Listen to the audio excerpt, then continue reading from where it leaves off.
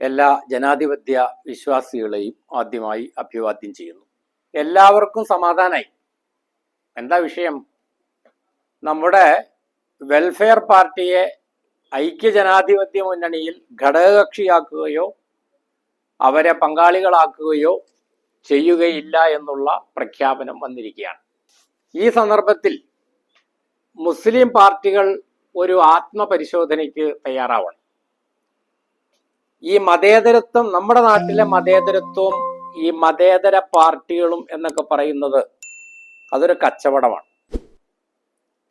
മതേതരത്വത്തിന്റെ അപ്പോസ്തലന്മാരായി നമ്മൾ പരിചയപ്പെട്ടിരുന്ന, നമ്മൾ മനസ്സിലാക്കിയിരുന്ന പല ആളുകളും ഒളിഞ്ഞോ തെളിഞ്ഞോ ഒരിക്കലല്ലെങ്കിൽ മറ്റൊരിക്കൽ BJPയുമായി RSSുമായി സഹശയനം നടത്തിയിട്ടുള്ളവരാണ്. മുസ്ലിങ്ങൾ അവരുടെ രക്ഷകരായിട്ട് ഇവരെ കാണുന്നത് കൊണ്ട്, ഇനിയും കാണുന്നത് കൊണ്ട്, ഇതിനകം മുസ്ലിങ്ങൾക്ക് വന്നതിനേക്കാൾ കൂടുതലായിട്ട് ഇനി എന്താണ് വരാനിരിക്കുന്നത് എന്നാണ് നമ്മൾ ചിന്തിക്കേണ്ടത്. ഈ BJPക്കാരും BJPയുടെ, അതായത് മൊത്തം ഇവര് ഭരണവർഗമാണ്. ഭരണവർഗം എന്ന് പറഞ്ഞാൽ ഭരണത്തിൽ ഇരിക്കുന്നവരും ഭരണത്തിൽ വരാൻ സാധ്യതയുള്ളവരും ഭരണത്തിൽ വരാൻ വേണ്ടി ശ്രമിക്കുന്നവരൊക്കെ ഭരണവർഗം എന്ന് പറഞ്ഞതിൽ മൊത്തത്തിൽ പെട്ടോളും. ഇവരെല്ലാവരും ഒരേ കച്ചവടം നടത്തുന്നവർ എന്നുള്ള നിലയ്ക്ക്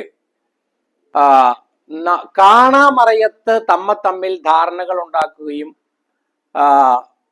ആശയങ്ങൾ പങ്കുവയ്ക്കുകയും ലാഭം പങ്കുവയ്ക്കുകയും ഒക്കെ ചെയ്യുന്ന ആളുകളാണ്.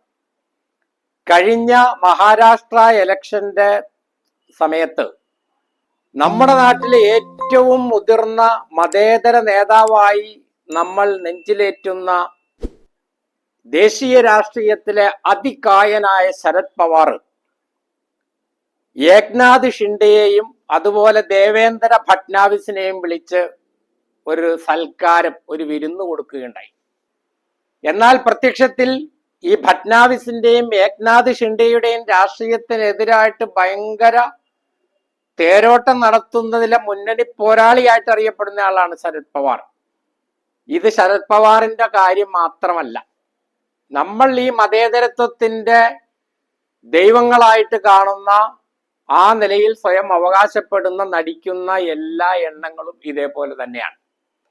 യഥാർത്ഥ മതേതര ആശയങ്ങളും നിലപാടുകളും മുന്നോട്ട് വെക്കുന്നവരെ മുന്നണിയിലെടുക്കാനോ സഹകരിപ്പിക്കാനോ ഇവരൊട്ട് തയ്യാറുമല്ല. എന്നിട്ട് എങ്ങാനും അവർ ഒറ്റയ്ക്ക് എവിടെയെങ്കിലും മത്സരിച്ചാൽ കണ്ടോ അവര് BJPയുടെ B ടീമാണ് എന്ന് പറയും. ഇപ്പോ അസദുദ്ദീൻ ഉവൈസിയുടെ കാര്യത്തിൽ നമ്മൾ കാണുന്നത് അതാ.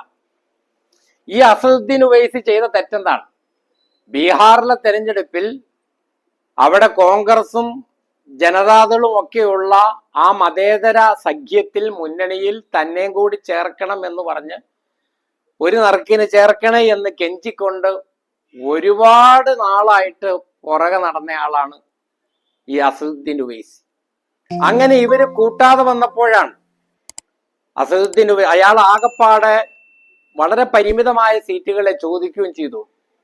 കഴിഞ്ഞ ബീഹാർ ഇലക്ഷനിൽ ഏതാനും സീറ്റുകൾ പിടിച്ച ആളുമാണ്. അപ്പോ BJP വിരുദ്ധ വോട്ടുകൾ ശിഥിലമാകാതിരിക്കാൻ, ഭിന്നിച്ചു പോകാതിരിക്കാൻ വേണ്ടി തന്നെയും നിങ്ങളുടെ ഈ മുന്നണിയിൽ, അതായത് BJP വിരുദ്ധ മുന്നണിയിൽ ചേർക്കണമെന്ന് പറഞ്ഞിട്ട് അസദുദ്ദീൻ ഉവൈസിനെ ചേർക്കാൻ, കൂട്ടാൻ കോൺഗ്രസോ ജനതാദളോ ഒന്നും തയ്യാറായില്ല. അങ്ങനെയാണ് അയാളിപ്പോ നമ്മുടെ ചന്ദ്രശേഖർ ആസാദിന്റെ പാർട്ടി ഉൾപ്പെടെയുള്ള ചില ചെറിയ പാർട്ടികളുമായി ചേർന്ന് അവിടെ ഈ കോൺഗ്രസ് സഖ്യത്തിനും BJPക്കും എതിരായിട്ട് അവിടെ മത്സരിക്കുന്നു. അപ്പോ പതിവ് വല്ലതും ഇവർ ആവർത്തിക്കുകയാണ്. അയാള് BJPയുടെ B ടീമാണ്, BJP വിരുദ്ധ വോട്ടുകളെ ഭിന്നിപ്പിച്ചുകൊണ്ട് BJPയെ ജയിപ്പിക്കാൻ വേണ്ടി BJP ഇറക്കിയ ചാരനാണ്. ഇത് രാജ്യത്തെമ്പാടും ഇവര് പയറ്റുന്ന ഒരു നമ്പറാണ്. ഇത് തന്നെയാണ് കേരളത്തിലെ ബദൽ മുസ്ലിം പാർട്ടികൾ, ബദൽ രാഷ്ട്രീയം കൈകാര്യം ചെയ്യുന്ന മുസ്ലിം പാർട്ടികളുടെ അവസ്ഥ. പതിറ്റാണ്ടുകളോളം ഇടതുമുന്നണിയുടെ കോലായിലും മഞ്ഞും വെയിലും കൊണ്ട് കാത്തുകിടന്ന INL കൊടുത്ത പരിഗണന നമ്മൾ കണ്ടതാണല്ലോ.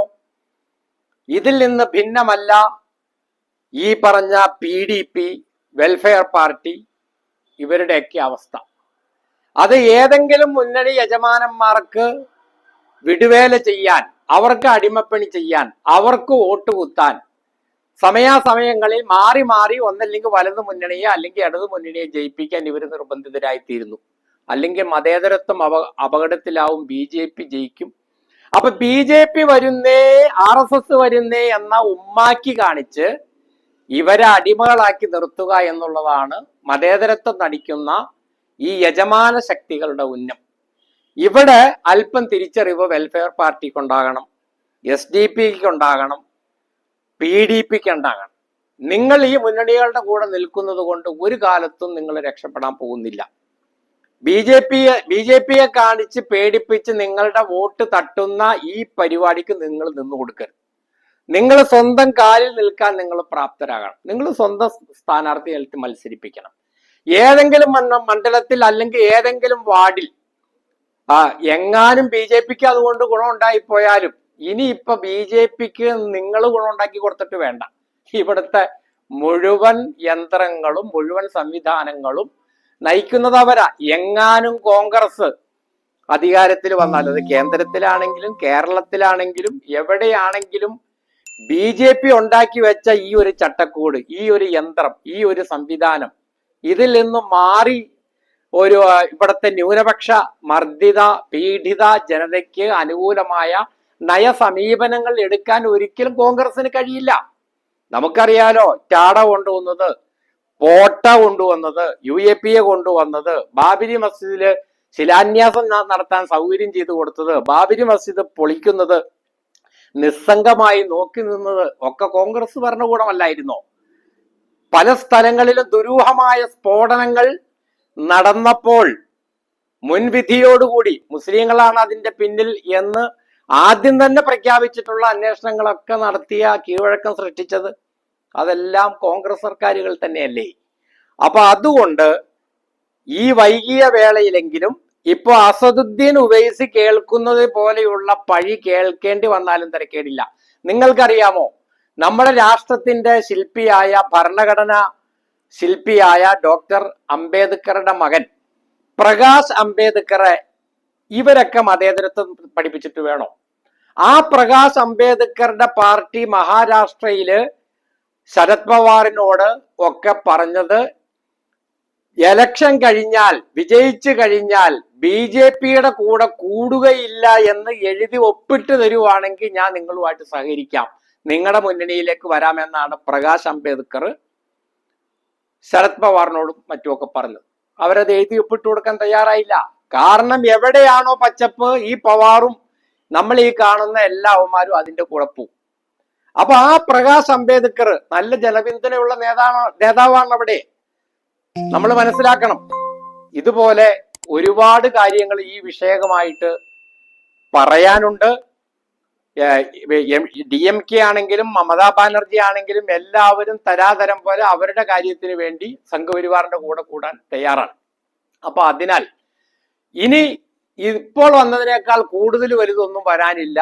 അതുകൊണ്ട് ഈ ചെറിയ പാർട്ടികൾ, മുസ്ലിം പാർട്ടികൾ, അവര് സ്വന്തം കാലിൽ നിൽക്കാൻ പ്രാപ്തരാവുക, അവർ സ്വന്തം സ്ഥാനാർത്ഥിയെ നിൽക്കുക, അത് മാത്രമാണ് ഇനി അസ്തിത്വവും വ്യതിരിക്തതയും സംരക്ഷിക്കാൻ വഴിയുള്ളൂ എന്നുള്ളതാണ് ഈ സന്ദർഭത്തിൽ ഉണർത്താനുള്ളത്.